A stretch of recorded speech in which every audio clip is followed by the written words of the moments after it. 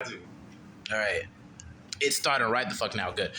Hello. This is episode 96 of the Mental Threats Podcast. I'm here with the one and only, not your government name. You want to go with your producer name, One WARSHIP? Bro, of course, man. I can't let these niggas know who the fuck I am, man. Fuck out of here. This WARSHIP, man. WARSHIP on the motherfucking beat from Eastside Charlotte, you know what I'm saying?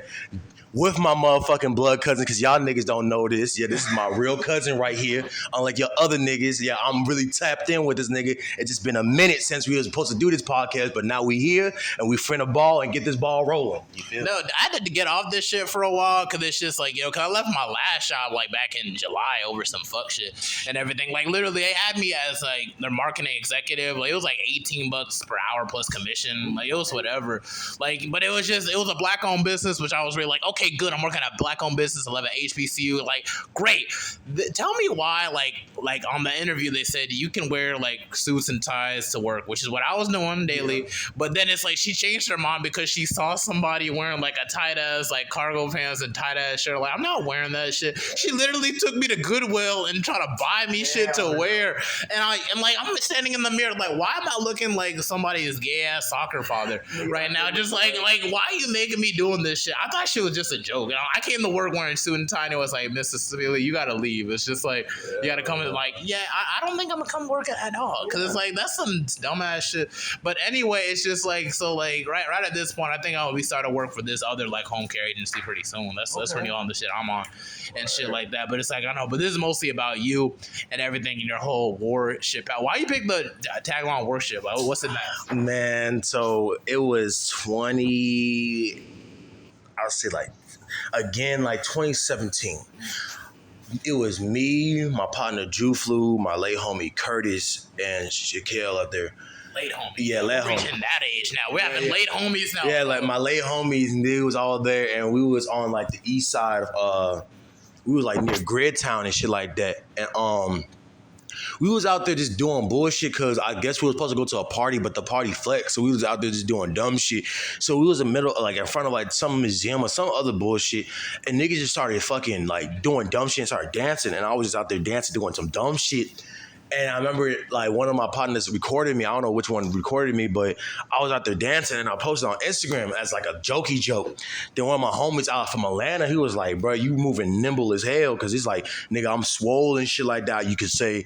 And motherfuckers said I was moving nimble, so they was like, damn, you out here moving like a warship. Like, nigga, you so swole, but you moving faster than motherfuckers. So I was just like, man, because I had another alias called, like, Freddie, especially back in football, but I wasn't trying to name myself, like, Freddie Bo Beats or some dumb shit like that. So I was like, fuck it, I'm just gonna stick to the moniker. Where the hell did Freddie come from? I'm thinking, was that some Nightmare on Elm Street type thing? You were killing it out there? Nah, nigga, whole time, nigga, that shit came from fucking from this nigga Frederick Douglass, because I was working out, and my football coach at the time saw my nut ass afro back then, and he was like, you know who I look like? You know who you look like? You look like Frederick Douglass, and they just, like, stuck ever since. So everyone named Mama be calling me, like, especially from, like, this side of town, that everybody named Mama be calling me Freddie that played football and stuff like that. But most of the time now, because of my producing, everyone be calling me WARSHIP and shit like that. So that's where the monikers came from. So it's either Freddie or WARSHIP, but nowadays I be called WARSHIP. You never know, I might fuck around and rebrand back to Freddie. So that's the name, man. Like, yeah, dude, nicknames be like that for a while, but sometimes you pick your own because, like, and then some people just pick it for you. I know my IG tagline is Liberian Toast Crunch. That's some big shit.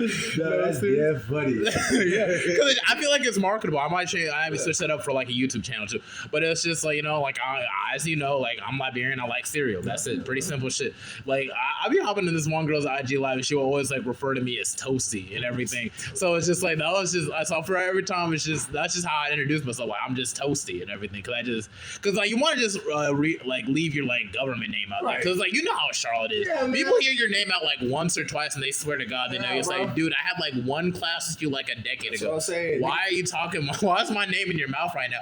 So it's like, my nickname is like a membership card. It's like only, like, certain people. Like, of course, you can call me like T-Boy, because, like, we go back that far, man. Like, that's your membership You're platinum plus. Yeah. but it's like real shit. It's just like that's just kind of how it is. I just identify with it, I fuck with it, and it just kind of blended it in with my rap name, like Toasty ESV, Eastside Villain, Ethereal Sage Visions, Eat Some Vagina. It just be all over the place. No, I was about, okay, so me personally, I fuck with my name WARSHIP so heavy, but I feel like once I get to that like level where I feel like I'm really making some real motion, like, you know what I'm saying, making this like real money off this producing shit, yeah. I really want to rebrand my name to something else. But I don't want to say it just yet, but I feel like some niggas might know it, but I ain't trying to goddamn be like, oh, this is my shit now. I'm trying to pop on the scene with this new name and be on a whole different new sound or some shit like that. So it's like, nigga, I just feel like, nigga, that's just part with the growth, you know what I'm saying? Because right now, it's like Pokemon. Like, nigga, right now I was at Freddy, now I'm at WARSHIP. I'm not in my final evolution yet. So, like, nigga, right now we currently at the grinding stage. And once I hit that evolve stage, and it's like, yeah, nigga, I'm coming with a new name. I'm gonna be a whole different nigga at that time. You feel me? But yeah, keep consistent with it. Like, consistency makes a difference in all of it, bro. Like, I swear, it's just like, you know, that's like, you can be talented, you can like catch on to things quick, but if you're not putting the work in on the daily, or at least just trying to plan on the daily on what you want to do, what goals you want to hit for the month, and so on and so forth, or where you're starting from the beginning of the year, where you want to be at the end of the year, you know, you're not gonna make much motion anyway. So it's just like, you know, like, yeah, that hard working, I feel like that's just kind of put upon us by our parents for sure, because it's just like, you know, Liberians, one thing we're going to do, a lot of us are going to work hard. There are those other Liberians that don't seem to work very hard, don't work for shit at all, very spoiled and everything, but, you know, it's just like, you know, that's going to really carry us a lot farther with this whole music thing for sure, man. It's just like, you might get a stumble here and there, but it's just like, you know, once you have that mindset to kind of go, like, kind of push through it, it's just like, it's all motions from there, for definitely, and things, you know, like, it's weird how even like artists like J. Cole even start off like, what was the J. Cole's first ride? It wasn't like The Therapist or something. Yeah, it was like The Therapist. I think so. And then I think DJ Khaled was first going to be called Arab Attack, but then it was like that's crazy. You know, 9/11. I don't think 9/11 would have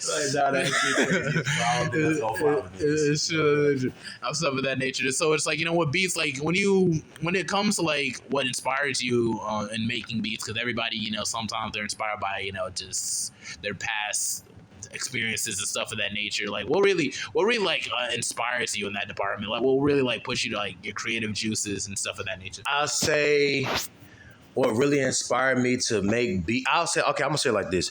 The first thing that really inspired me to start making producing, I would just say like niggas like Tyler the Creator, from like niggas like early Pharrell, and, you know, modern day hitters like Southside, Metro Boomin, you know what I'm saying? This, and even from the underground, like Sensei ATL, but the person that made me like want to be like, all right, I'm about to like really start doing this shit is one of my homies named Slash, because I remember when I first linked up with bro, he was out there making some beat with this nigga named Fish and shit like that, and they was making this beat, and I was just looking at them niggas, and I was like, bro, like, I could really like sit down and really like, this how beat making really is about, nigga. I can do this shit. You feel me? So I was just like, hey, bro. So he actually took me on under his wing and shit like that, and really taught me the ins and outs of that shit.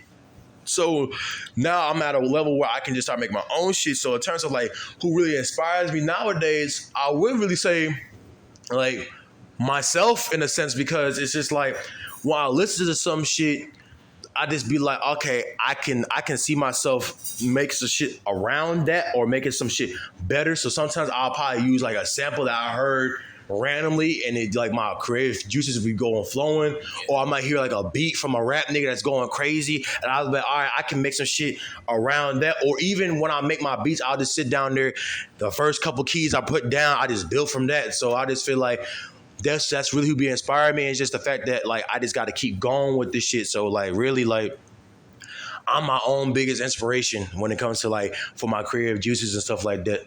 I would really say, but. Okay, cool. To go deeper into it, like, I know it's just like each producer has their own kind of lane of like how they make their art and stuff of that nature. You know, like you have, you know, Pharrell having like, and during the times that he like started and everything, a lot of like his stuff with the Neptunes was just kind of diversive to what people were kind of listening to right then. And then you have folks like, you know, I know on YouTube, have you heard of a 318 Tay? No. Check them out if you want to get inspired for like, cause I know like getting the whole sample beats from like the 90s and stuff that. Definitely somebody to check in with if you want to really get like some good samples and shit like not that. Like get some good samples to kind of hear how he layers his beats and stuff of that nature to kind of like, cause like that whole sample, you be using samples. Yeah, I be using the fuck out of samples, boy. Like there's some shit where I feel like some niggas don't even realize it's a fucking sample, but like samples. Niggas don't realize most of the time, most of these producers you hear, especially mainstream, they not using like samples because most of the time they're either like one, have a random ass producer under their team make the loop, then the famous nigga will just put the drums on it, or get a sample so fucking obscure that niggas not gonna sit here and know how to clear it, or two, get a sample that's probably known but chop it up so obscure to the point where niggas think they're using keys. So me personally, I use the fuck out of samples. So if I feel like I can't sit down and put it on my mind, like a sample really like inspire the fuck out of me. You feel me? Like, so I love a good sample. Like samples are the wave, bro. So shout out to like the 90s and all them niggas really trying to put that shit, like, you know, really putting their foot into that shit because it's an art that need to keep going and should not be a lost art because that right there changes something that it's like, I feel like in a sense, it's like graffiti. You feel me? Like you there, you see that nut ass wall and you just manipulating it into like some real canvas. Like I can make this real rock star beat and fuck around making it pop, or I can make this fucking rap shit into like a gospel song. Or I can make this gospel song into a trap song. It's just, that's the beauty of music. It's all different frequencies and you just matching that frequencies to your type of time. You feel me? So it's just like, that shit is like, that's the beauty of it. So I love a sample, bro. Yeah. And the cool thing about stuff like that, it just keeps recycling like something from the past. So like they have some kind of a life going past that.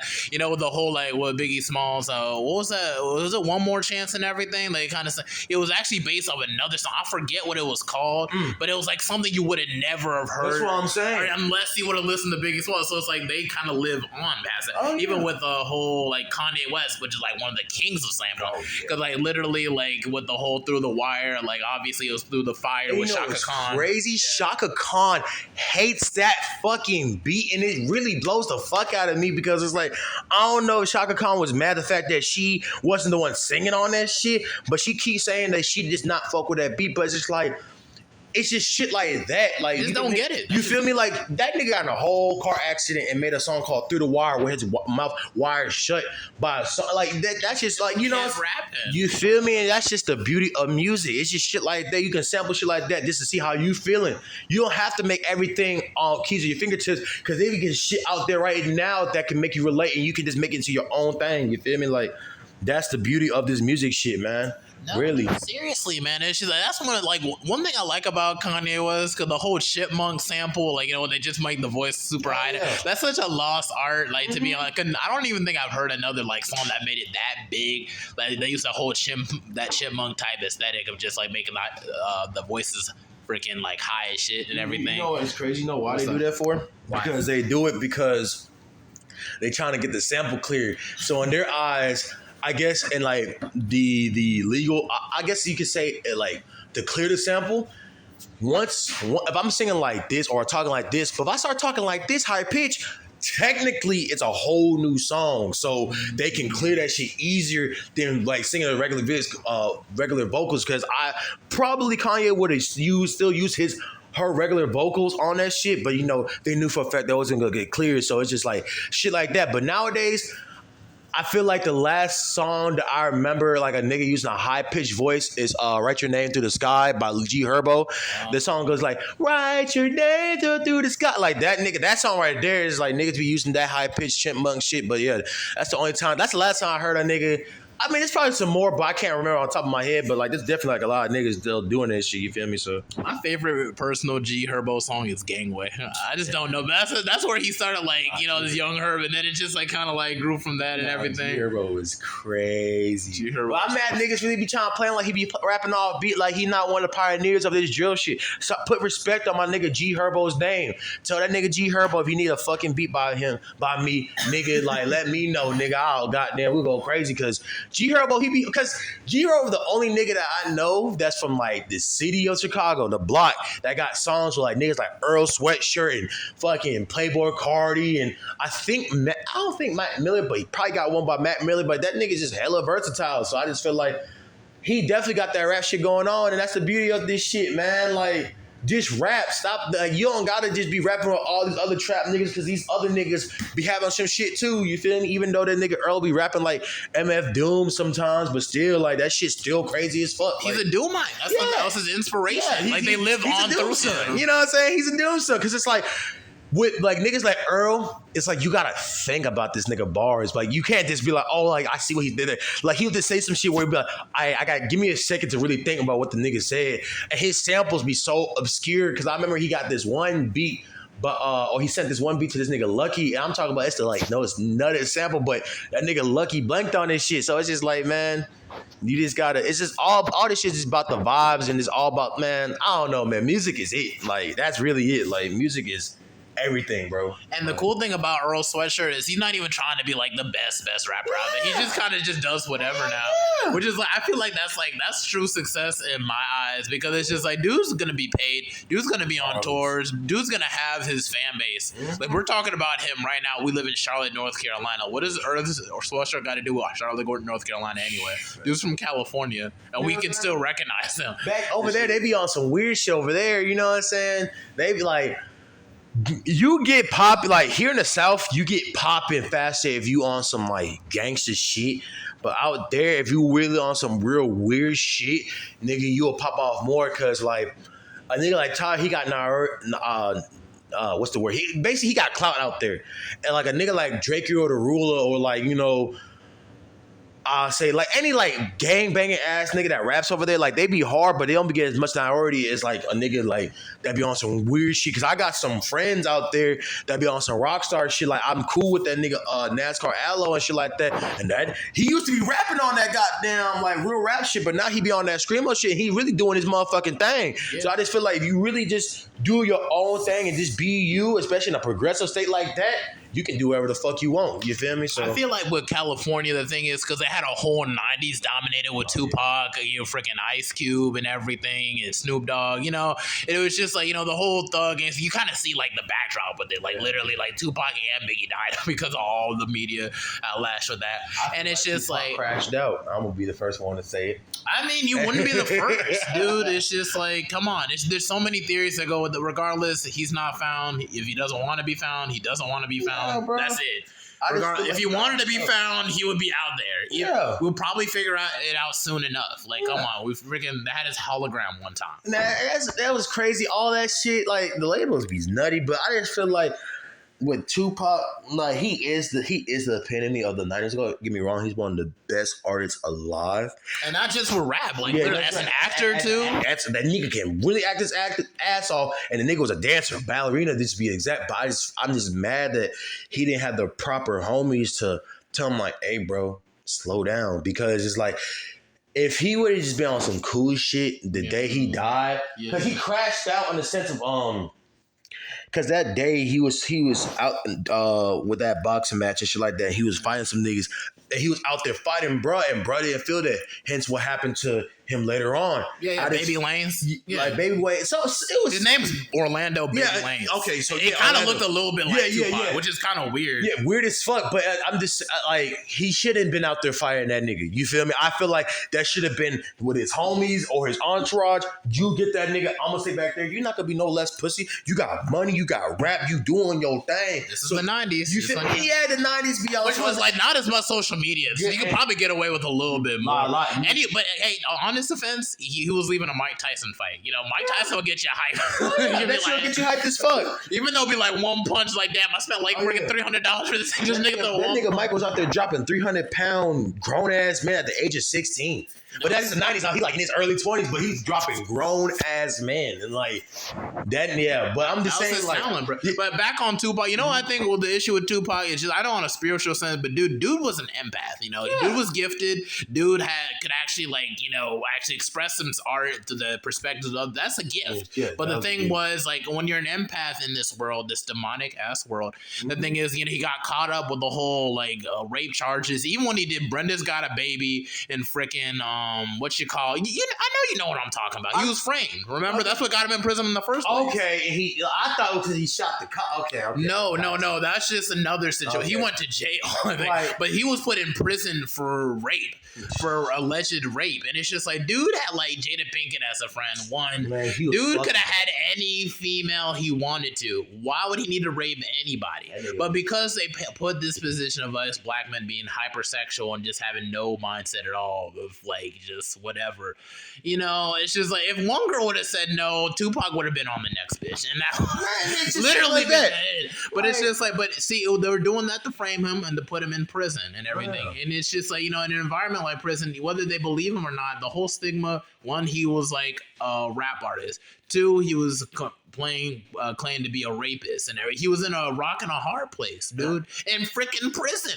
So it's like, imagine like Suge Knight had to get him out with the dang contract on a piece of paper. Dude had no choice. I mean, it was a shitty situation, but it was just like, had that whole rape thing situation didn't go down, guaranteed he would still be here today. And that's why women will fuck you up doing this game, bro. Like, you got to keep good women close to you, bro, and like literally. But it's just like, dude, it messed up his mind. It changed his mindset. You got institutionalized. The nigga was a revolutionary at one point. You feel me? And he still was. Yeah, he still but he was a revolutionary. Yeah, he was leaning on more of the gangster side. But he fell out of sync with his path. His path was literally to educate, to set the mind straight. Could you imagine a Machiavelli Records?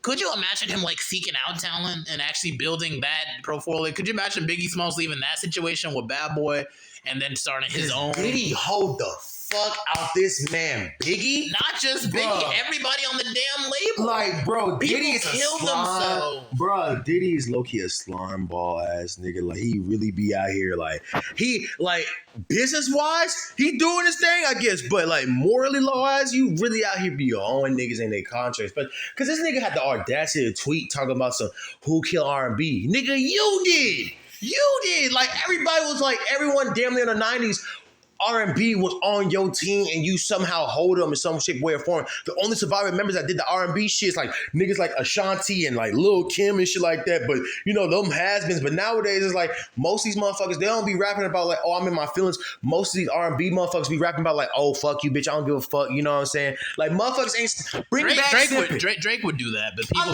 but niggas ain't right now. He's on some like, you do you, but it's like, I don't care. It don't hit. It's not like. You know what the situation is because of how this generation is set up too. Yeah. Because we have these cell phones and everything. We're used to instant gratification. So the whole process to what comes before getting pussy gets kind of like, it just kind of turns into just you creating a character to get that pussy. Right. Come on. Even Cedric the Entertainer brought it up in this one special. We went from literally the Whisper singing about love in the 70s to Snapchat me that pussy, and which is very reflective of the time, because it's just like, you kind of see how a lot of these cats get down, trying to talk shit, so we're trying to get in bitches' head, doing all that extra shit for nothing. Dude, have a relationship, and it's just like, it's just, we're at a weird crossroads at times. So it's like they're trying to push that whole R&B element. It's only going to come into the form of something of a Bryson Tiller, Tory Lanez, or Chris Brown type of aesthetic, which is not bad, pretty good, but not exactly what you're looking for, and that might draw more people. So in your opinion, do you think that like 90s rap will come back? Like, will you think that era of music of like motherfuckers really out here like sing, like, you know what I'm talking about? I'm talking about motherfuckers singing outside the rain like, shorty, take me back. I'm a dead kill myself if you don't take me back. You feel me? Like, we're past that. Like, we're in. We could go to a different direction. It's just like, for saying that's like saying like when is 70s music gonna come back, or when is 80s music gonna come back. When shit is dead, it's dead. I mean, there's gonna be a little bit of like elements into this aesthetic. You got YG with the gangster rap for a little bit, and Nipsey Hussle wasn't really so much into gangster type rap, but it's like there would be a little bit of some aesthetic with it. But it's just like, everyone's kind of in their own lane. That's the beauty about this generation, is literally anybody can make it. Come on, Lil Nas X is doing God knows what, and on BET and shit. Which is like, why people even complain about BET? Who even watches that shit no more? Like, I don't even know the shit's on until people complain about it. Shit died after 106 Park got canceled. Bow Wow killed 106 Park. Shad Moss, you nigga, I'm talking to you. You ruined the shit. Like, I feel like you probably didn't ruin this shit, but it's just like, nigga, all your co-host just fucked this shit up for you. No, whole time, no. My fault, Shad Boss. It wasn't you. It was, what's Shorty's name? Roxy Diaz? No. Fucking, Good, I fuck with Roxy Diaz.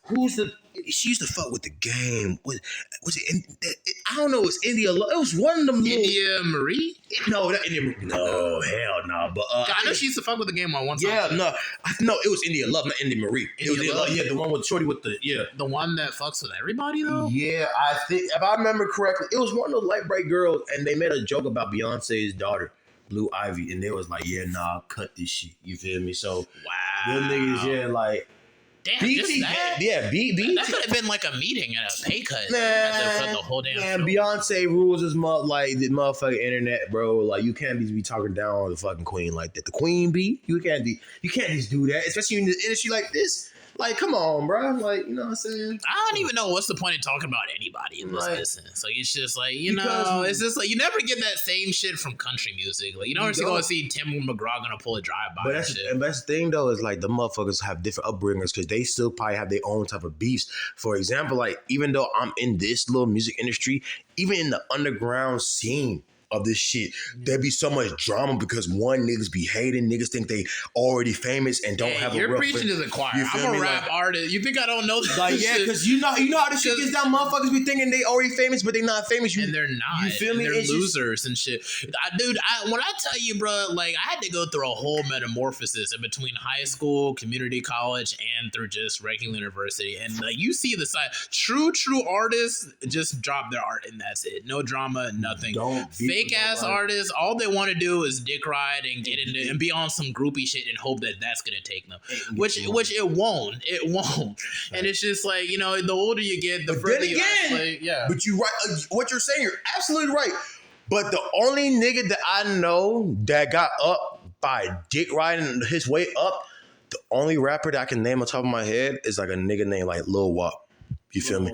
Lil Wop. You talking about old dude that's like bisexual? Yeah. Yeah, that shit caught me off guard. That shit caught me off guard, but he the only. Like, who the hell is this? Like, he the only nigga to admit like he a big Gucci fan, so that's why he named himself Lil Wop for him to get signed to Gucci Mane. Even though he didn't have a good run, but it's just like sometimes faking it till you make it can make you get big. So motherfuckers fake it till you make it, but sometimes niggas that got pure souls can call that shit out. And they know the motherfuckers that got the fake souls be getting mad because they know for a fact that our auras be too damn true. You feel me? Like, I mean, yeah, no, I feel you, dude. You're preaching to the choir once again because, like, when I'm part of a team, bro, like, I'm trying to be like an asset. Like, anything you want to get done, it's about getting that brand to that. I'm not trying to dick ride. I'm not with that groupie shit. I ain't got to be at every party. It's just like, what do we need to do? How do we get to where we got to get? So on and so forth. But then when you fuck around with jokers, bro, who like have this over sense of just like they're a clique and everybody fucks with them, people want to fuck with them, which is not the case. You know, and it's just like, you know, as cool as that is, you get older, you get going into your own direction. I feel like out of like my group of friends back in the community college days, I think I'm one of the few that actually got a degree. You know, not much of a flex or anything to me because it's just like, just work hard and you get there. But it's just like, you know, it's like people without vision, they're bound to perish. That's always going to be the case. That's biblical type shit. If you got a vision and everything, there are people who are still going to try and perish you because they can't stand it. Like, for instance, I don't know if you heard of one dude by the name of Ja SLT. Have you heard of anyone by the name of Ja SLT? Cool. So. I mean, if you know, like, you know, Quentin Miller was like a ghostwriter for like Drake. And he had more subscribers on YouTube than Quentin Miller. And everything. Quentin Miller, who's been out here for a while, which is crazy. Like, dude was it was in Charlotte. He was one of my friends, mutual friend and everything. Dude just died recently, got murdered and everything. I don't even know what's the context. I don't even know why and everything. I was hoping to get him on the podcast too. But it's just like, you know, why he had to die so young. You know, R.I.P. Ja SLT. And everything, but it's like dude was really pushing forward. It's just like, you know, that jealousy element, people can't stand that, and that's why it's better to just stay out of the way sometimes. I'm not out at every party, one because of COVID and the whole monkeypox situation. That's a big no for me. I don't know what y'all niggas are doing out here, but just I'm good. And it's just like, you know, it's just it's sad because it's just like dude could have really grown to really like hit his true potential. And that's like the sad story about a lot of Charlotte people. You know, people either give up because they had a shitty team. Or they had people in the background that just hated on them and try to get them isolated, and they don't get as much opportunities. But it's just anybody that's listening to it, like, dude, just find yourself a group. Y'all don't even got to like, you know, connect every day, but just like a small group of friends that like fuck with you, that actually don't get bothered by your success, that actually repost your mixtape when you drop it, or when you drop it, bro. Those are the people that you keep close to you, bro. Because I'm actually probably closer to my brother's friends than even though my own high school friends. Them niggas will literally repost my shit. I'm like, wow, you really post my shit? Like, yeah, sure, you family. People will be like that. People just won't, and that's just it. My biggest advice with that, what you just said, because again, you speaking your shit, like that's real shit.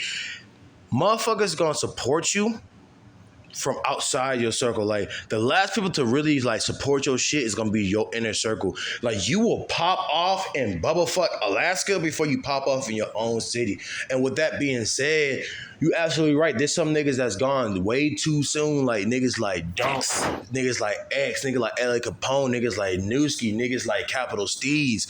You feel me? Capital Steez had to commit suicide, but like there's probably some intricacies. But no, what I'm saying is like it's the fact that it's like, you know, mental health awareness or whatnot. But it's just like it's a big old what if story if he would have just stayed strong, and you know what I'm saying? Seriously. Like he could have definitely changed the game. So I'm just feeling like this definitely like if you just all you gotta do, my biggest advice, stay strong, keep striving towards this music shit, because I promise you, even if you're getting like 110 fucking views, you feel me? For example, 110 views. That nigga Big Scar that signed a 10-7 fucking team had like 100-something views. He had one nigga do a reaction video to his shit.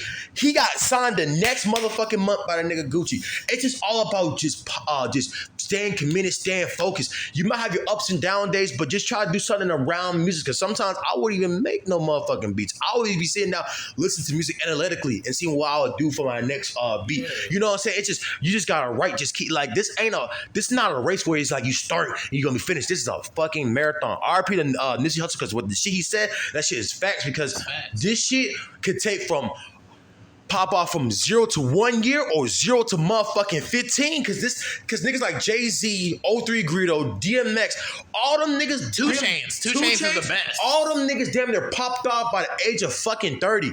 All of us were still young niggas, so you never know when we gonna pop off. You never know. Tomorrow you might fuck around, pop off. Tomorrow I might fuck around, pop off. You don't know. You just gotta just keep going, because those 110 viewers, imagine those niggas in one room supporting your shit. Yeah. You feel me?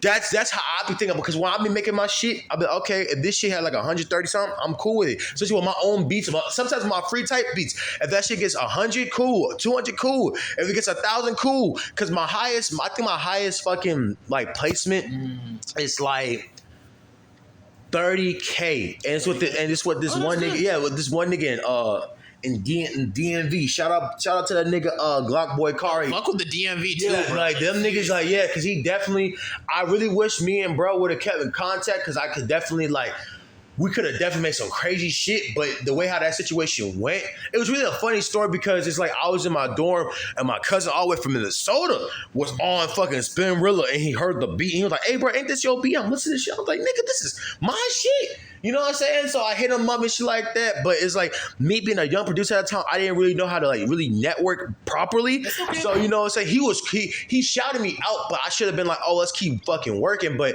it's just like that comes with the experience with this shit. Yeah. Because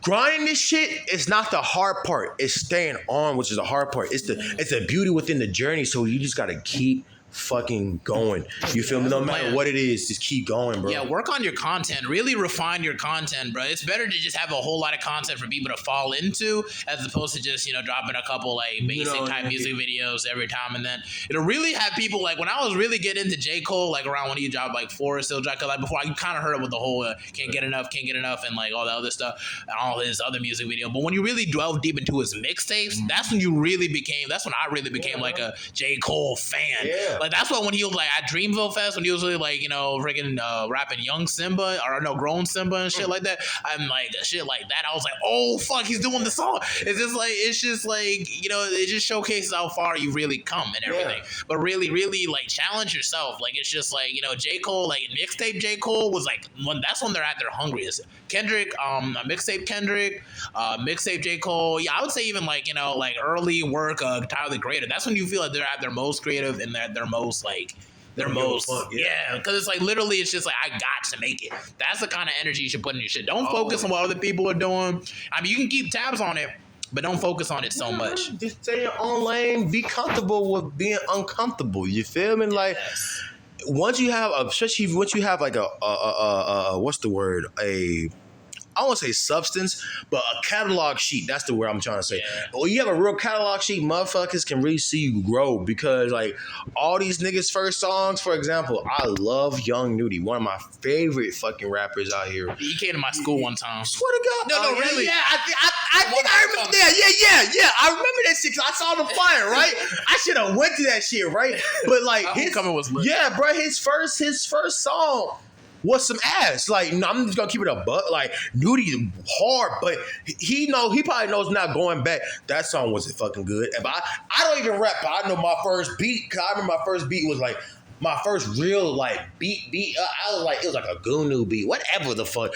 Shit was some ass, but it's like as it's supposed to be. You know what I'm saying? But that's just the growth for this shit. Because even now, like the shit I'm making, years from now, I'll probably like, man, I could do way better. But it's just like you just gotta stay focused and stay content and just stay like committed and humble with your shit. Because you know for a fact, if you just confident with your shit, I promise you, motherfuckers gonna feel that shit and it's gonna rub off because there's niggas out here that making straight bullshit, but that shit's hitting the club and niggas going crazy. And they're still getting paid for it. So it's just like, just imagine if you really put your effort in it and refine yourself, you have more like grounds to stay longer and everything. Like, look at DMX. Dude was #1 almost every year for at a point. Dude was like the face of hip-hop, didn't win like a Grammy. Like, barking at niggas, you feel me? Yeah, no, I know you've seen his performance at Woodstock 99, right? Yeah, bro, there was like 50 million motherfuckers out there. All white metalheads, and they were fucking with dude. And imagine that shit, right? Because 2-3 years ago, that nigga was probably on the block serving rock.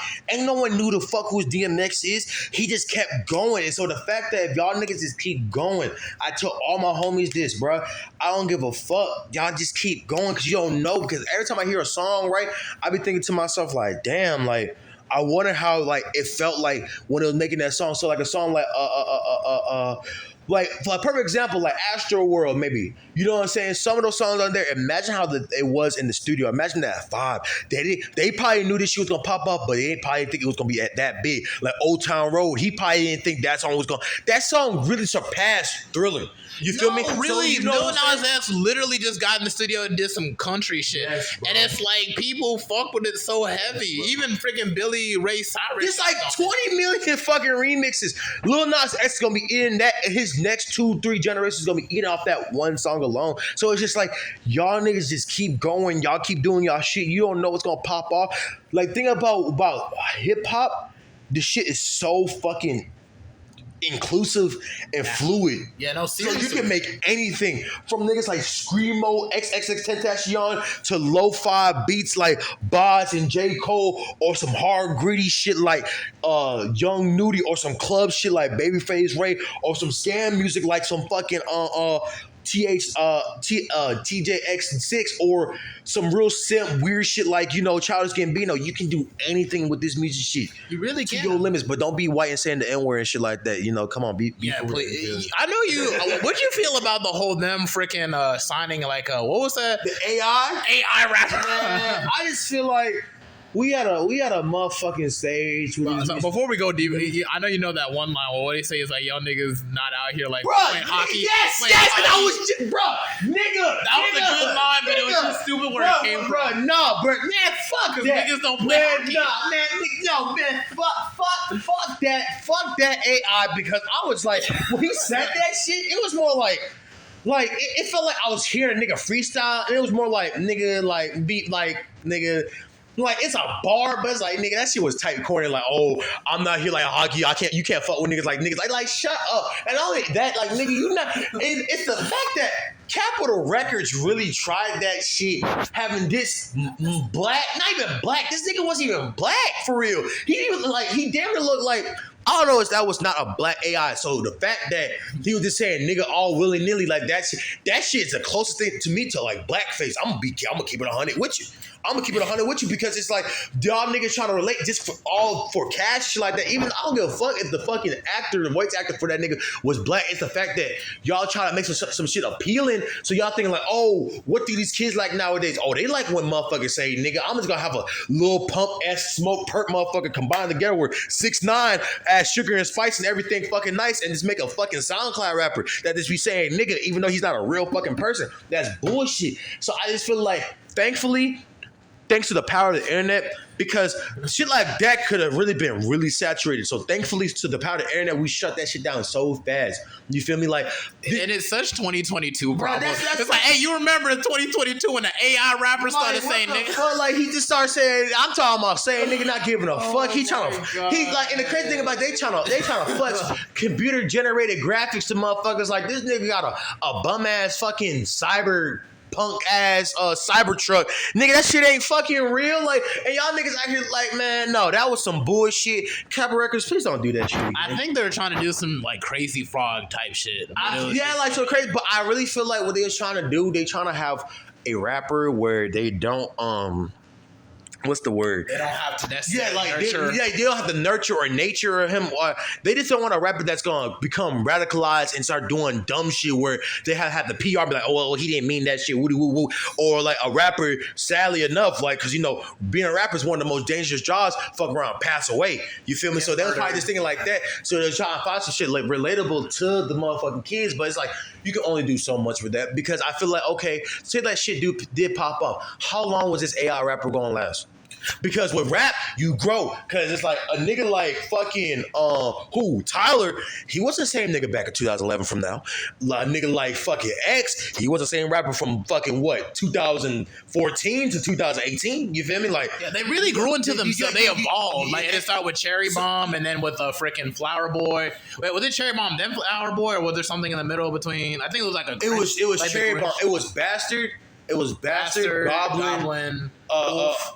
Yeah, Wolf, and then like then Cherry Bomb, Flower Boy, then I think it's the latest one. I forgot, but yeah, I think it was Call Me If You Get Lost. Call Me If You Get Lost, which is a damn good album. Yeah, all the albums they definitely all hit. So that's what I'm saying. Like Tyler, like when I say Tyler's probably one of my biggest inspirations to really start doing the different shit. Like he can play the fuck out instruments. Like I'm a big fan of Tyler. Like he really like inspired me to do this, you know what I'm saying? And you gotta fuck with people like Tyler and Childish Gambino because they do other things too besides rap. So it's like the likelihood of them doing stupid shit is kind of unlikely because they don't need to do that to stay relevant.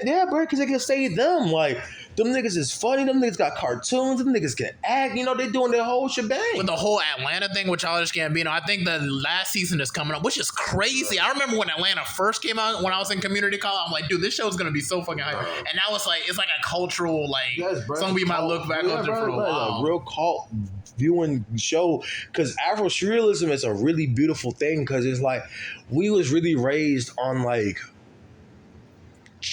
trauma porn in a sense. So like everybody that's the weirdest and truest thing, you know, and which is so whack because it's like why, like besides like a nigga like Hancock, I guess, like the only real black superheroes we really had was like a nigga like Cyborg and fucking Black Panther. You feel me? Unless Black Panther didn't even make it to theaters till like recently, like 2018. And he's been around. You feel me? But it's the fact that on that mainstream level, most of the time, like if motherfuckers it's a black movie, you know, this gonna be a motherfucker dying due to gang violence or slavery or some bullshit like that. We never had like a show where it's just like on the weird shit. Static Shock. You fit Static Shock was pretty good. I fuck when they have Bow Wow.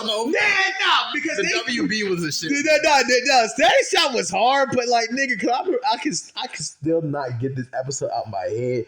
I don't know, that was one of his partners, but I feel like they was at like some science fair or some shit like that. And bro was getting bullied, right? I Oh, remember they brought a gun. Yes, Yeah, I you remember that watching, bro. episode, I remember watching shit on TV. I'm like, bro, like, That shit was bro, crazy. But it was so realistic. yeah, bro, that shit, that's some And real this shit. before this time, when Bro, people bring like guns to niggas school don't every understand. day, Like bro. that wasn't even no like school shooting shit because he was gonna up buddy and call it day. But it's just more like this, like, whoa, that was some real shit. But still, like, we can never have no like black TV shows where it's like, yeah, you know what I'm saying? We just off vibes. You know I know you remember the episode where the white dude brought Static to his house and everything, and then the dad started acting all racist and shit. I think so. Like, I got to deal with all these people at my job. Now I got to deal with my house. And like, dude, it's a kid. So, like, and that's what Because we've all been there, dude. I remember I had a Mexican friend in the neighborhood. I was like, hey, yo, you want to go to the girls? Like, nah, I can't. Like, my parents are racist. And I'm like, damn. And I feel like with that too, where like since we're on the part on racism and stuff like that,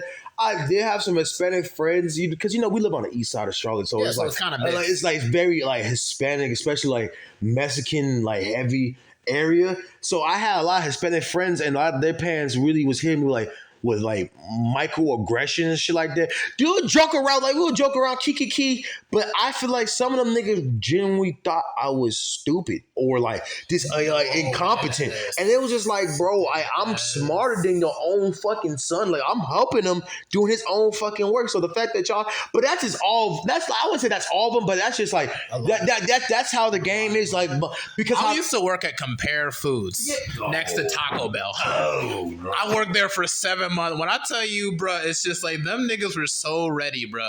When I was back up all their shit, they would fucking hit me with the gracias el caloroso, bro. But it's like, am I really worth punching this Venezuelan woman into the face?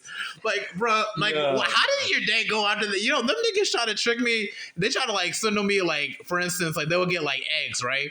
And it's like I'll like give it to like the person right next to them. They told me to give it to them and everything, and then they'll walk out and be like, "Hey, you gave that egg to some other stranger. You were with that person just so they can get extra eggs." And I'm like, what the fuck are you making to get like fucking like 100 eggs for? They trying to finesse and get off, but it's just like with that racism and shit, I just feel like it just be sometimes the media how they be trying to portray black people. Hence why I'm saying like shit like Afro like that, like Atlanta's definitely gonna be an important piece of history of black media because it really shows the perspective of how black people are seen through, I guess, the media or white people eyes. You feel me? And the truth, and they really foreseen the whole Juneteenth, you know what I'm saying? like plates and table like things. like the shit like that one episode where a Paperboy was sitting down there with the other fucking black folks and saying that shit wouldn't work, and the gay dude basically dropped it down to basically like, bro, that shit's not gonna sell. Which like, in a sense, they not lying because these companies, even though it could be Pride Month, of course they're gonna be like, oh, we support gay people, or it's Black History Month. Oh yeah, get your free fucking chicken wings at KFC. It's all money at the end of the day. They not finna sit here and have no black nigga on the radio station talking about some y'all boys save up some money, y'all hold down y'all neighborhoods and really, support your other brother. They're not putting that on there. They're gonna put niggas rob, kill before they have a nigga be like, yeah, I'm a revolutionary. You know what I'm saying? Shit like that. They not doing that shit. So it's just like all that shit from the media. Motherfuckers take that shit way too seriously, like a fucking fan, like a motherfucking like a stan or whatever, and put that shit in real perspective because they think all black people all we do is just shoot, kill. Like whole time, I like watching anime. You feel me? I like watching like none ass random cartoons off of YouTube. And that's now becoming more represented, which is like, good and everything. You feel me? But yeah, fuck with anime. Like, so I know you fuck with Afro Samurai. Yeah. I just want like the Yasuke. Like I wish Yasuke could have been better. But it was an okay anime, and I fought with it. But Afro Samurai was cool. I feel like with animes, like we could definitely, like, especially how anime and mangas work, the way how black people can have more like representation on those type of things without the black trauma, it'll be a beautiful thing. So I just feel like, man, white America, can we please have more black shows? You know what I'm saying? That's representative of certain groups within black communities that can be not trauma porn, this vibes, you feel me? Like, niggas just be wanting vibes sometimes, man. I'm still waiting for them to put more black characters in Dragon Ball Z because, we know niggas fuck with Dragon Ball Z, bro. You got Piccolo. Yeah, but that's like, he's like an honorary black person. No, Mr. Like, Popo, you feel me? Even, but Mr. Popo, that's some racist shit. Yeah. Come on, like, don't even do that. Come on, my headcanon is he's an alien and he's like some kind of mystical creature. He's not a real person. Bro, that nigga, bro, I can't believe they did that shit. And who else? What's that Pokemon's name? That one girl, she looks just like Mr. Popo. She got the big Jinx. Oh yeah, bro. Jinx. Like, nigga, y'all know what y'all be doing, and they really tried it from making her black to purple. I was like, it don't change shit. Like, what the fuck? I mean, I don't even know, man. But at least, like, they kind of try with the whole. Yasuke kind of holds hold it close, even though I haven't watched it a while, because I watched it when I had COVID, and that's when they put me in that one dormitory. Like, I was in that room just watching Yasuke. I'm like, yeah, this is good. I mean, it's not like Afro Samurai. Yeah, it's like they had a whole bunch of robots and all this other bullshit. But I guess the concept of this shit was okay. Like I fuck with it, what they try to do, but when I started seeing the robots, I was like, okay, bro. Like another. This is not even the same. Like, you know time what I'm saying? period. Like, bro, like I thought, like Yasuke, I thought it was supposed to be a samurai, really out here cutting, killing shit. Like on some Inuyasha. Yeah, you know what I'm saying? Or fucking Demon Slayer type of shit. But no, y'all put robot, like, nigga, like, leave that shit for like the early 2000s, late 90s. Leave that shit for Neo Genesis or some shit like that. A lot of people fuck with Demon Slayer. I haven't even gotten into Demon Slayer yet. Even though I did not finish that shit, sadly, I fuck with it. It's a good fucking anime. Like, it's a solid anime. So it's just like, Yasuke, good. Because after when Naruto ended, I'm like, okay, where do we go from here? And then freaking My Hero Academia came in, which I fuck with heavy, bro. Because that whole world building is crazy. No, it's insane. And what is good else? 7 Deadly Sins. Yeah. Fuck with 7 Deadly Sins. I know you got Netflix, you watch on 7 Deadly Oh Sins. yeah. Nigga, I'm trying to, I really, one day I'm going to sit down and be like, I'm about to watch all One Piece. Because, like, me personally, I'm going to be real with you. I lean towards more, like, gore and psychological anime, like shit like Perfect Blue. Or Parasite.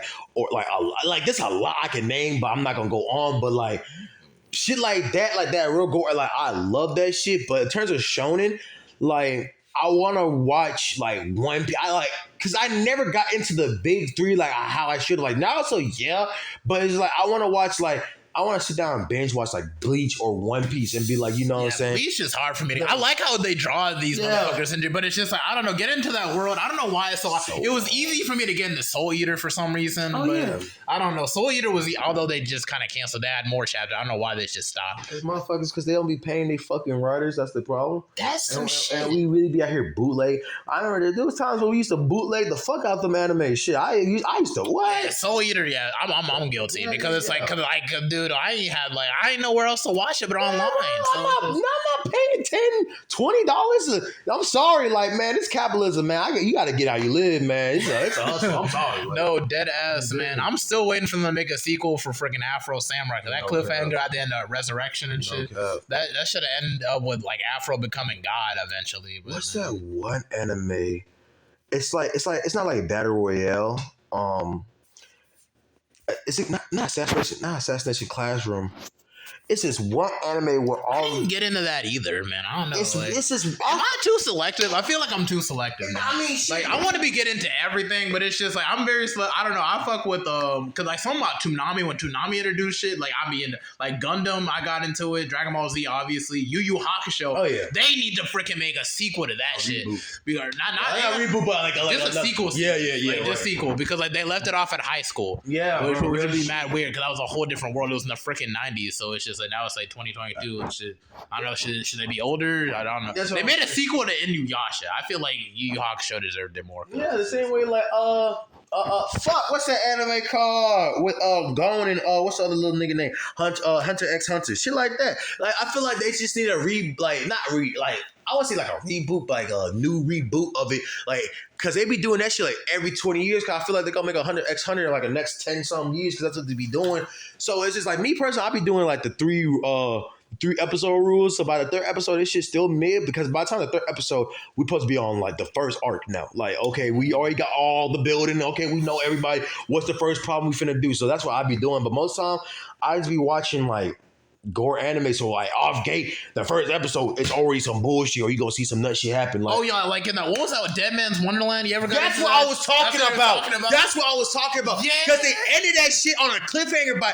Because I need to read the fucking manga because the last episode, it was like Buddy getting out there and he was looking, I think it was like a throwback from bro was like an officer or some shit like that. Look at some high school building and that's it. And I was like, bro, what the fuck? Yeah, I got into that when it was on Bro, Toonami. I don't know why, because it was like, dude, I'm like, dude, this nigga's innocent, Bro, bro. It's like, I related it because niggas always get caught up in that nigga bullshit. said guilty. Like what? That nigga said I didn't do shit.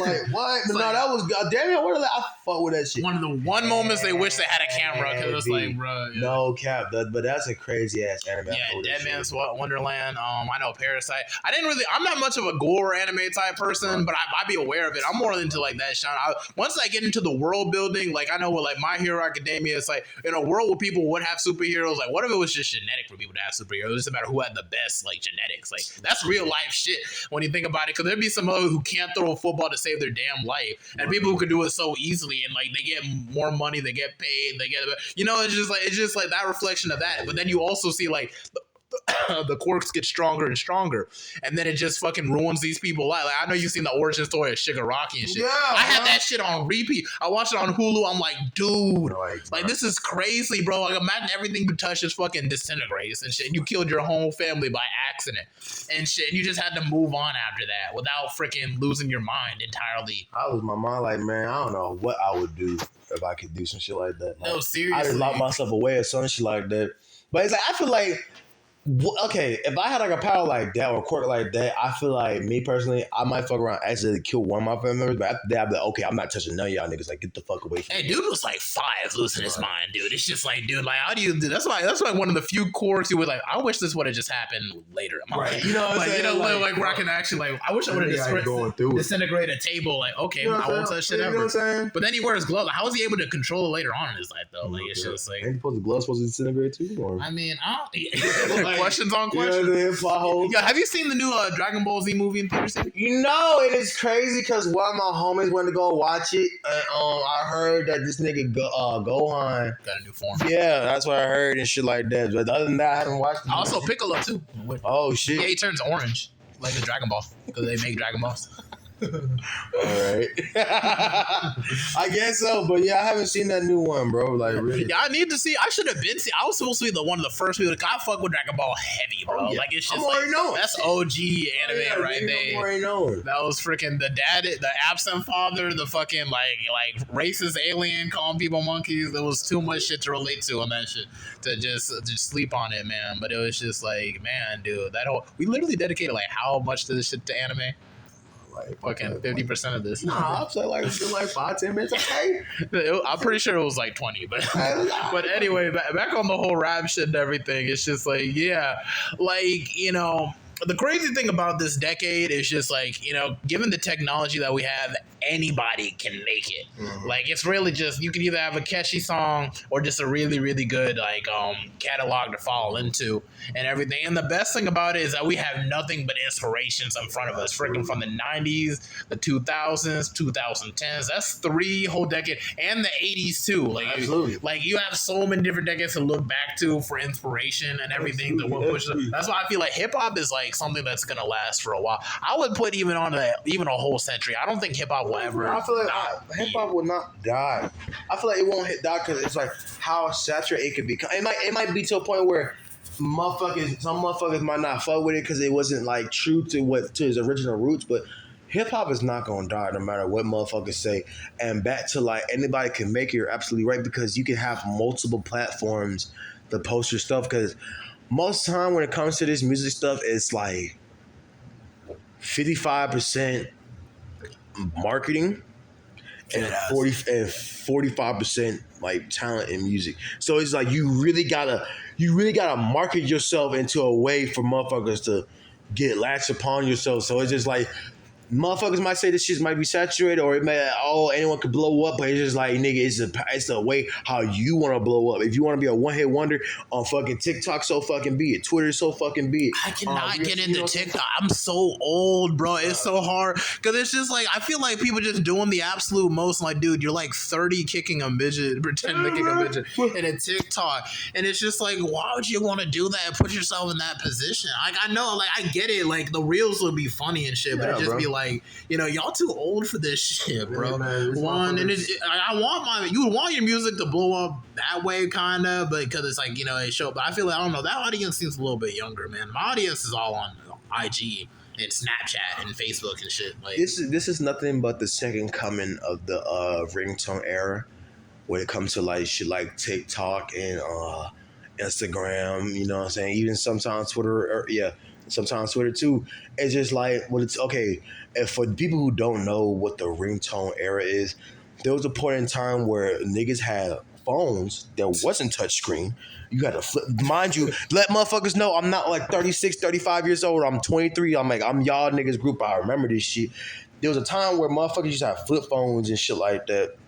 And you could record your fucking songs on there, and it'll be probably like 15 seconds long because motherfuckers want to hear the ringtone. So motherfuckers started making like what's that song called? Do your chain hang low, woody woody woody woo. You know what I'm saying? Shit like that. the time of Shingy and Soulja Boy. You feel me? Like shit like that. So motherfuckers was making like songs that ain't have no substance, and I feel like this is just the second coming of that shit because you can go scroll through TikTok right fucking now, and I can find me a bullshit ass song that I know you for have a TikTok? Oh wow! Yeah, nigga, oh yes, you're up on your PC. Yeah, nigga, like nigga, I even hold no on, space for like this nigga, shit. I got the beats. Like I need to start posting more because I know how the algorithm works and shit like that. But nigga, I have a TikTok. I be posting on there. I be you know what I'm saying? Because it's like with this rap shit, you gotta stay relevant. Like even though you can do your own thing. If you want to be as big as you want, you gotta be up with the times. Like, I'm not trying to be no like old hair rapper. Like, shout out to Being the Butcher and stuff like that. Shout out to all the Griselda niggas and shit like that. But I don't want to be in a part where I want everyone to listen to me in a sense. Yeah. Where even from like the youngins that know me, like I just want to just be known and not just be like, oh, those niggas they from this era or some shit like, oh, they just rapping this era. I just want to just be prevalent. Like a nigga like Future. Like Future, because this nigga Future is older than this nigga Benny the Butcher. You feel me? But he's still making music for the bad bitches, young niggas. Niggas like Future, but this nigga's damn near 40. You feel me? So it's just like you just got to be because he pushes that toxic aesthetic. You feel me? And it's up with times with nowadays, and that's probably the smartest business move he did because most of these motherfucking women and most of these niggas too. You know what I'm saying? Y'all niggas ain't we all ain't shit. So it's just like, the fact that nigga wrote to romanticize that shit, it was probably the smartest business move or the marketing gimmick he ever did. Especially in a time where instant gratification is king, bro. Like literally. But it's just like at the same time, I feel like it's starting to hurt others too because now it pushes this whole like drug culture of like pills and everything, which is just like what happened with Juice WRLD and everything. That could have been like if he would have known like how like really a lot of the people really don't even be on that shit as deep as they would. I don't know if it would have made a difference or not because you're gonna do whatever you want to do and everything. You can be a fan of Kobe Bryant and not in the NBA. You can be a fan of Future and not freaking do pills. Like it's I mean shit, man. I mean it's just you might fuck with like an artist, but you can't fuck with them so heavy that you implement every little thing about them. But shout out to Juice WRLD for actually doing like a project with his idol. Like cause that's like dude, like if you can do it like that young and everything, like you're making it. For sure, man. I could like imagine doing like a project with MF Doom or J. Cole. You know what I'm saying? That should be fucking beautiful if I can collab beats with Southside or Metro Boomin or have like a nigga like Cardi or Nudie or even a nigga like Thousand Band Fonny, you feel me? Like Yachty or fucking Babyface Ray. Like them niggas, like there's a couple of niggas that I definitely know for a fact I got some beats where I'll be like, all right, like y'all niggas could definitely go crazy on this shit. You know what I'm saying? So it's just like, shout out to that nigga Juice for RP that man. He gone too soon because he was our age. You feel me? Like, and I just hate how he went out like that. You feel me? Like, it sucks how X went out by gun violence and then Juice went out by drugs. One of the two main shits that's just going on right now. And mental health is that third thing too. Yeah, bro. People will commit suicide also. Niggas need to start rapping about therapy or some shit, real shit. I mean, it's good to talk about mental health because it kind of helps people kind of release that anxiety. You could really help somebody to be more vulnerable when it comes to stuff or trying to push that stuff. So it's like, there's always like positives that come with this rap thing too.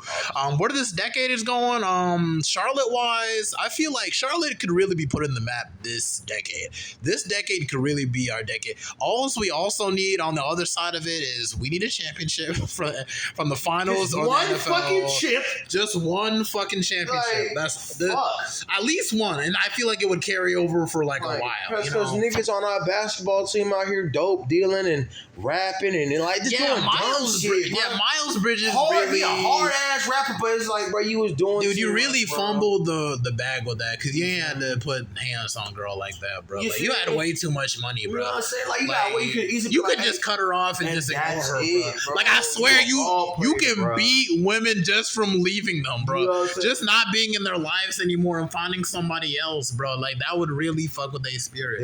Like look at what other dude on the basketball team, the dude PJ Washington that had that relationship with Brittany Renner, and he shouldn't have. No, but I feel like at that point it wasn't his fault. It was Brittany Renner's old pedophile ass that had that nigga fucked up because it's like at your grown age. Please tell me, give me one spot in this world really where you gonna be 30 years old.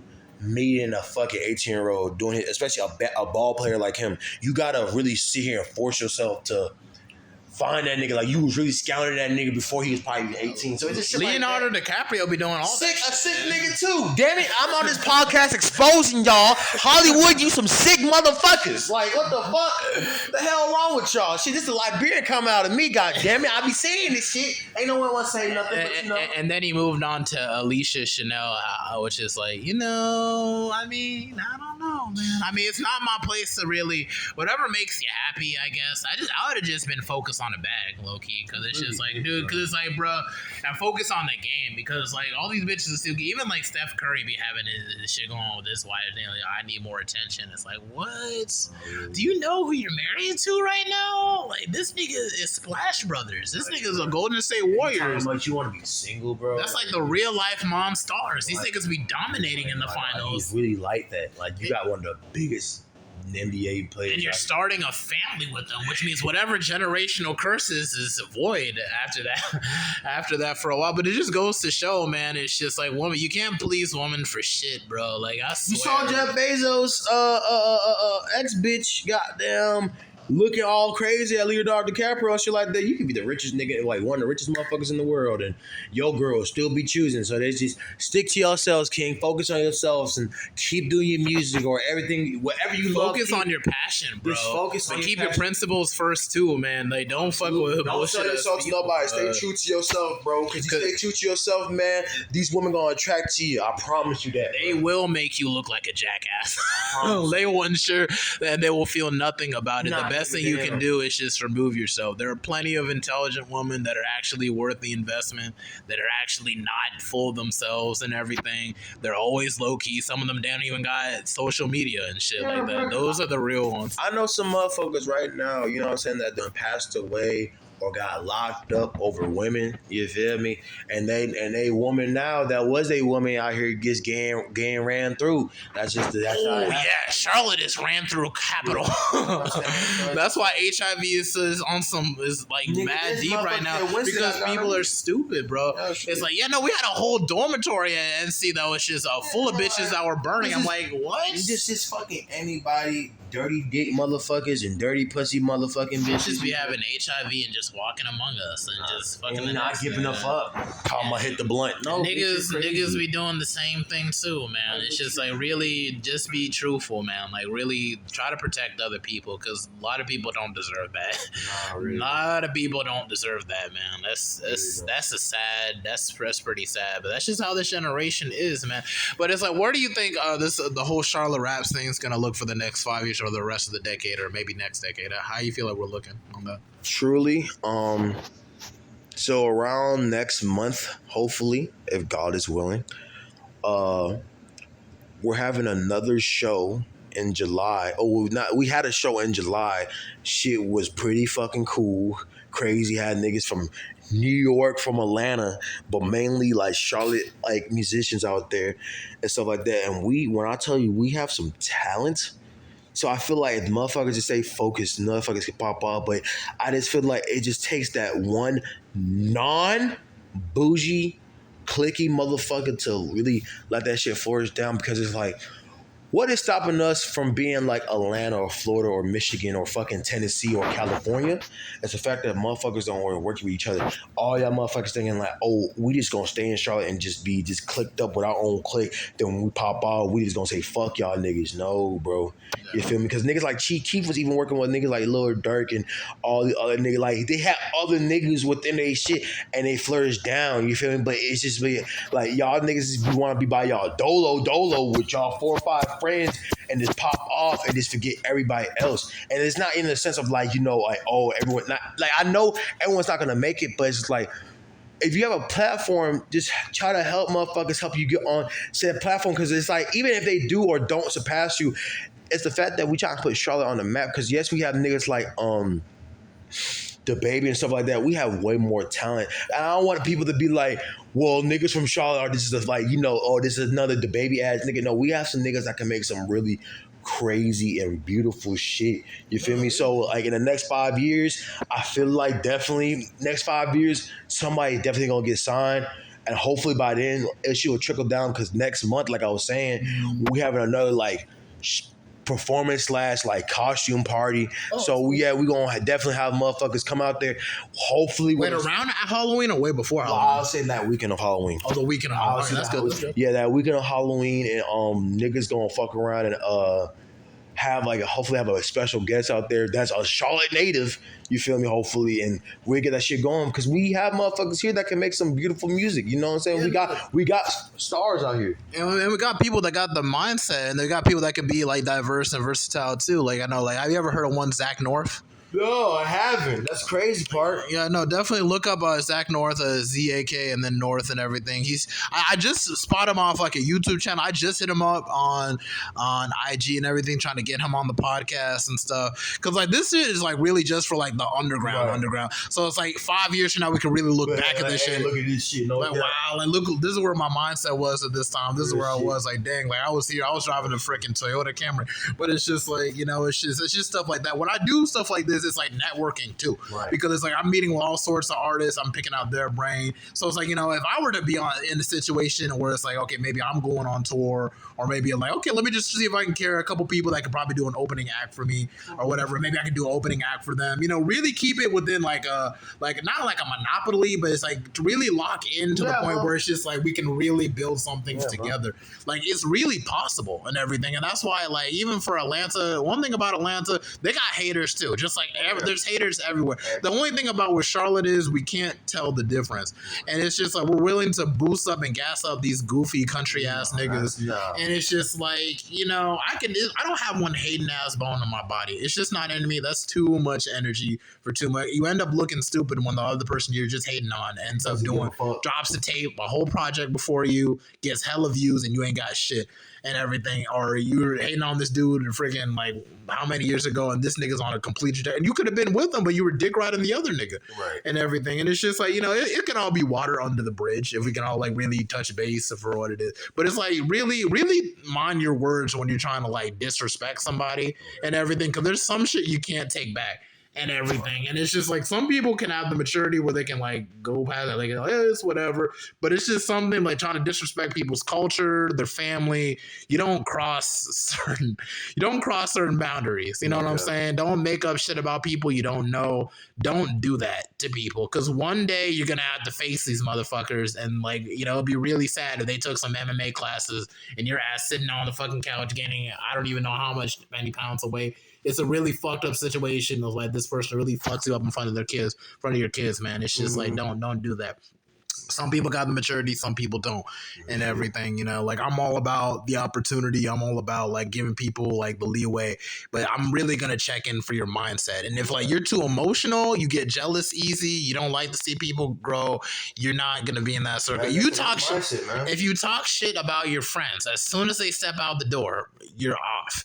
Right. Cause if I step out that door, I'm pretty sure you're doing the same thing. And I had to really, really learn that shit the hard way and everything. Like anybody will turn on you. Yeah, bro. Anybody, bro. Anytime, it's just like anytime. And it'll be over the most like it could be over stupid shit. It'll be over some bitches too. That's the crazy. That'd be the main thing. And the bitches don't even be bad. Like this nigga turn on me for like a freaking knock-kneed arthritis having ass bitch. Bitch look like a burnt fucking Carl Weezer from Jimmy Neutron and shit. And I'm not even trying to roast. I'm just saying, like, dude, pick a better bitch if you're going to, like, don't fucking do that to yourself because you end up looking stupid as fuck. Like, it's just like... These motherfuckers be that serious, though. It'd be real shit, though. I just feel like if you... And me personally, I ain't gonna sit here and lie. I have to catch myself not really, like, hating on motherfuckers. I'll just be, like, in a sense of just, like, damn, like, I really need to goddamn do this shit. Like, or, like, damn, why the fuck I'm not at this level yet? But, you know, you just gotta be patient with yourself. But if you just constantly 24/7 is hating on motherfuckers or worrying about the next man instead of worrying about your ass, I promise you, you're not gonna blow up no time soon. So just stay true to yourself. Heavy on that. Just stay true to yourself and just keep growing. Just keep grinding because in this industry, you gonna have the fakes. You gonna have motherfuckers that's gonna want one thing out of you. So you just gotta keep doing you. You feel me? Because if you willing, if you got, even if you're not religious enough, you gonna tell by their auras. You're gonna tell like, okay, I know you're fraudulent in some type of shit, way or form. You feel me? Man, So it's just like it's all about purpose. Your purpose, your why is gonna take you a lot further than what people are reacting to whoever or whatever. That's why it's like I don't be on that hating shit because there be people that be getting handouts here and there, but it's like when it comes to really working hard, really developing the skill set to get you far, they fall off every time. And everything. Those niggas who thought they could compete with me and they ain't got shit out to this day. Right. And everything. And even when they do put shit, the shit's ass. Fucking saying some weird shit. Fucking like fucking like what did this one dude say on this one track? Talk about some and my bitch pumping, but she ain't even pregnant.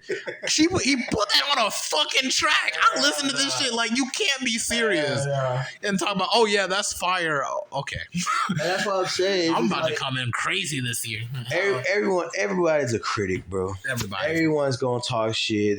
Everyone's not gonna like your shit. So what's the point of you worrying about? Oh, I hope they like this shit. No, just drop this shit. So I just feel like even if you feel like you like it, but you feel like the next person might not like it, but you'd be surprised, man. I put on my mixtape this one time, and I realized my mixtape sounds a lot better in the car with the aux cord with the bebop and everything. I'm like, damn, I actually am kind of hard because I played it for this one dude. I'm like, damn, I really that hard awesome. And everything because I guess it's like when you listen to your own voice, it just kind of you're not really head out. You're kind of breaking it like, damn, I could have said that differently, or I could have saved my breath for that one.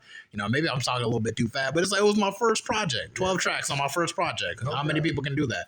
Me personally, I love my motherfucking voice on any type of fucking audio. I don't know. Something about me, I just like the way my voice be sounding sometimes. Sometimes maybe I might be talking too fast, but like that's why I need to start low key, maybe dabbling into rap and really just put like one or two because your boy can. I don't say I can't rap for real, but you know, like I feel like I can definitely make some cool shit, especially the fact that I produce too, so I can really make some like. So you know how sound and rhythm kind of mix together. Exactly. It's the cool thing about that is that you can really make something just for you, just for me, and everything. For us, like we have to kind of seek out all types of beats that other people might seek out, and they might come up with a song for. You might really fuck with the beat, like okay, I'm gonna just get the funding for it. I'll come back, and then when you come back, somebody else already bought the shit, like the whole rights, and like fuck. So it's like now I'm really stockpiling on a whole lot of beats that I have a license for and everything. It just sits on my computer. I put on my Google Drive, and I'll just open it up when it's time to really do so. But until then, I already got the whole beat list for the next project. Like planning ahead of time. When I talk about planning, I'm on my P's and Q's and that shit. So then it's just funding from then on. And then it's just like, you know, just in the studio. I found a good studio where it's just like, I can pretty much drop $50 and then that's 2 hours right there. And it's just like, I put $100, that's 4 hours. So it's like, the studio, okay. No, seriously, dude, like Gage is like, I fuck with him heavy and everything, but I want to be able to like really keep working with him for my next couple projects because dude was like really fucking with me on the first project. So like, I just kind of keep going on for the next couple. I would say like maybe 6 more projects before I really consider like branching out. You know what I'm saying? It's just like, I just got certain goal levels to hit before I really hit a certain level. Then soon after, I'll be able to drop merchandise and so on, maybe do the YouTube channel thing. You know, it's just, I do this whole podcast thing to really like freshen that shit up, really pick other people's brains to kind of see what they're standing with it, you know, and it's just like, I pretty much take it from there and stuff. But since we already pretty much passed like the hour length by 17 minutes, which is good. This is a damn good episode. And I got to hit work by like 5. So it's just like, I really need to get on that shit and everything, you know, but this is a damn good episode, man. I hope we can do this again for like season 3 and shit like that. Bro, I definitely, because we were supposed to been do this shit, but you know me, I was out here in the mixes, in and out. So I was like, now I'm at a spot where it's just like, I can definitely be available to do this shit. And next time, you never know, I might tell you just push up to Winston-Salem so you can be up there and you can probably hear me in the background, cook a beat live, and I can play this shit as we're doing a little interview or some shit like that, you know what I'm saying? Yeah, sure, definitely. Well, when's your homecoming? My homecoming, I think it's next month. I think it's like the end of this month or like literally like October 1st. So it's like it's up in a couple weeks. Oh, in a couple weeks. Oh, shit. That'll be before I get my license reinstated because I don't get to do that shit till October 5th. It's crazy how far a year can go, man. I swear this year went fast as shit. But it's like, dang, I definitely need to get my ticket for my homecoming, bro. Shit's about to be lit and everything, bro. Oh, you think Winston-Salem homecoming might be better than North Carolina Central? It'll always be biased because we only got one tower. SU, well, I feel like, man, all these homecomings be having their own personalities. Because I remember when I went to goddamn Livingston's homecoming, that shit looked like a damn family reunion or like a nut ass block party. You go to goddamn Winston and it feels like a fucking concert. Then you go to Geo, you think you have fucking Rolling Loud or some shit like that. So all these shits be What's Geo? What's Geo? Geo is A&T's. It's ANCAT's homecoming. So yeah. I know NCAA is just crazy as hell. Oh yeah, niggas should be having all the heavy hitters on that bitch. You feel me? So it's because it's big as shit too. Yeah. We still beat them. That's okay. So no cap. We're gonna definitely tap in again. We definitely gonna get this ball rolling because this shit was dead fun. You feel me? Yeah, dude, they're good to like touch base with you because it'd be like, because life happens, bro. Once you can become an adult, bro, like we're in our I'm in my mid 20s now, so it's just like life's just kind of like you're in that sense. Like, do I want to stay in Charlotte or do I want to relocate to DC? I'm thinking about going to DC for graduate school at Howard University because my dad works at the hospital over there and everything. So it's just like I'm trying to see like I can go to graduate school. I don't want to just stop at just bachelor's, like I gotta freaking get my master's and somewhere down the line my doctorate. Like something in my spirit says I gotta do that and everything. And DC is such a vibe, bro.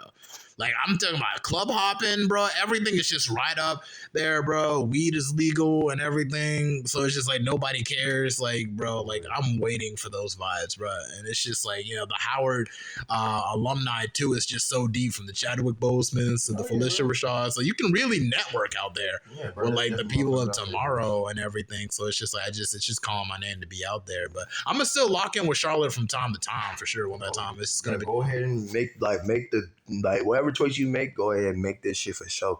You feel me? Because at the end of the day, it's gonna be the right choice if you stay or even go. But I feel like How Are You would definitely be a vibe to definitely take this shit off to the next level for sure. So yeah, but it's like, and DC's like such a tourist city, so people will go like drop in for a little bit and then bounce. Like, damn, y'all heard this nigga called Toasty ESV? And then it just kind of spreads from there. So you have people from like other countries too that drop into DC just to drop in. So but don't be on the block side of DC because them niggas out there be crazy as fuck. Yeah, Southside will fuck you up. And it's like the homeless problem is such crazy. I be like in the part of town where it's like it's closer to the university when I be up there, so it's just like. So I don't be deep all over and everything, but it's like, I know the homeless situation is crazy. That's for sure. But everything else is a vibe. I fuck with it and everything. And Charlotte's cool, but it's just like, you get tired of the people here after a while. It's just like, but it'd be all right. I feel like people do the absolute most here for no reason. Like, nah, really. A little bit too much, but I mean, it is what it is. All right, that's episode 69 of the Mental Threats podcast. You got any final words you want to like let people know before we bounce? Follow me on Instagram at WARSHIP.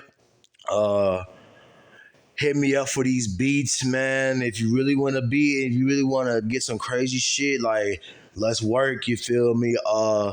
We having some shows later on this year. Definitely having a Summerfest Part 2 next year, and that's just gonna be probably crazier than the one previously. And yeah, like nigga, like y'all gonna hear a nigga name soon. So really be really goddamn be on the lookout. Real shit. So at WARSHIP. So with the number 1 WARSHIP. Yes. On IG. And that's all. That's your handle on all your other social media too, like TikTok too? Most just about. Then I got like 42 WARSHIP on Twitter. You know what I'm saying? I think it's Killin' Kior on TikTok.